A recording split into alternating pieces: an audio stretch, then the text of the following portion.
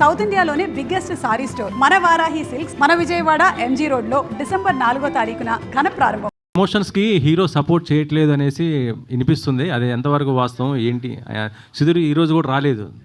అదే నాకు ఏంటంటే సుధీర్ గారు చాలా రెస్పాన్సిబుల్ పర్సన్ అనే నేను సినిమా బేసిక్లీ ఆయన హీరోలాగా ఒప్పుకున్నది. ఎందుకంటే ఆయన చాలా కింది నుంచి పైకి వచ్చాడు.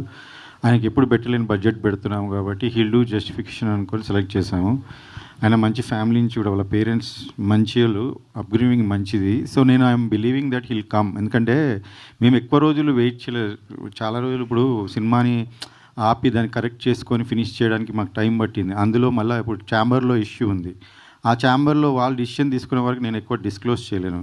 So we're waiting for the chamber to take decision. Once it's come వచ్చేస్తారు ఆయనకి. ఎందుకంటే ఆ డైరెక్టర్ ఆ టీంతో కొంచెం ఉంటే ఎట్లయినా కొంచెం తీసుకొని డిసిషన్ ఆయనకు కూడా టైం పడుతుంది కాబట్టి వీఆర్ వెయిటింగ్.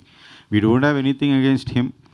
ఓన్లీ ఒక పర్సన్ మంచి చేయలేదు, ఆయన మంచి రెస్పాన్సిబుల్ కాదు, బిహేవియర్ బ్యాడ్ ఉండే చాలా. ఇప్పుడు ఈమె ట్వీట్లోనే మీరు చూడండి, ఆయన తీసేశాక 1 year బ్యాక్ తీసేశాక ఆయన సీన్లు లీక్ చేశాడు నెట్లో.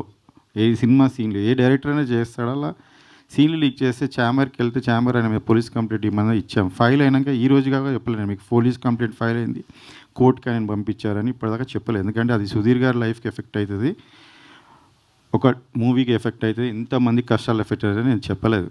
ఇప్పుడు నేను చెప్తున్నాను ఎందుకంటే ఎక్కువ రోజులు మనం దాచలేం. అలాంటివి ఆయన ఒక 1 year కంప్లైంట్ ఇచ్చి మనం అది చేసినా 1 year నుంచి సినిమా ఏ విషయంలోనే ట్రోల్ చేస్తున్నారు మీరు చూడండి. ఇప్పుడు ఈమె విషయంలో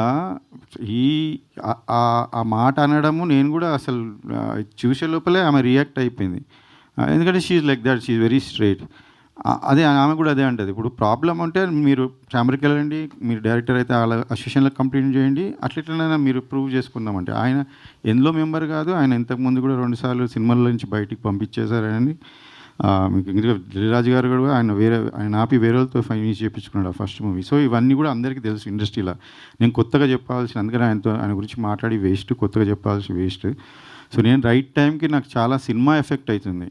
అందులో డబ్బులు పెడతానే ఉన్నాం, సినిమా ముందుకు జరగట్లేదు, డిలే అవుతుంది, చాలా విషయాలు ఉన్నాయి నేను చెప్పాలంటే. అందుకనే ఆపి సుధీర్ గారికి చెప్పి 2 సార్లు చెప్పాను ఆయనకి. ఆయన రిక్వెస్ట్ చేసినప్పుడు మళ్ళీ పెట్టుకున్నాను, మళ్ళీ బడ్జెట్ కూడా ఆయన రిక్వెస్ట్ చేసినందుకు ₹1,00,00,000 ఎక్కువ కూడా పెంచాను లాస్ట్కి. ఇలాంటివి నేను అన్నీ చేశాను.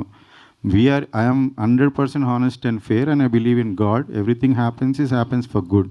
సో ఇప్పుడు కూడా ఇది సినిమా చేసుకొని ఇంతవరకు వచ్చామంటే కూడా ఒక స్టేజ్ నుంచి వీఆర్ రియలీ గ్రేట్ఫుల్. అండ్ ఇది ఒకటే చిన్న లాస్ట్ హడిల్ ఇస్ సుధీర్ గారికి తొందరలో వాళ్ళ గురించి తెలుస్తుంది. ఆ తర్వాత ఆయన వస్తాడు, ఛాంబర్ కూడా ఉంది కాబట్టి వాళ్ళ దగ్గర వాళ్ళ ముంగట డిసిషన్ ఉంది కాబట్టి ఐఎమ్ హోపింగ్. ఇప్పుడు నేను ఆయనని మీ మీడియా ద్వారా కూడా నేను ఆయన ఇప్పుడు కోరుకుంటున్నాను, ఇది మీ మూవీ, మీరు యాక్ట్ చేశారు, నాకు మీ మీద ఏమీ లేదు, మీరు కూడా ఛాంబర్లో చెప్పారు శేఖర్ గారితో ఏం లేదని, ప్లీజ్ రండి.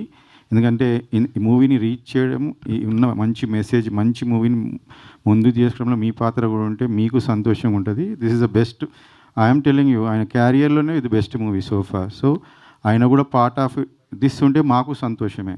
So I'm hoping that heal consider and he will come soon. Okay.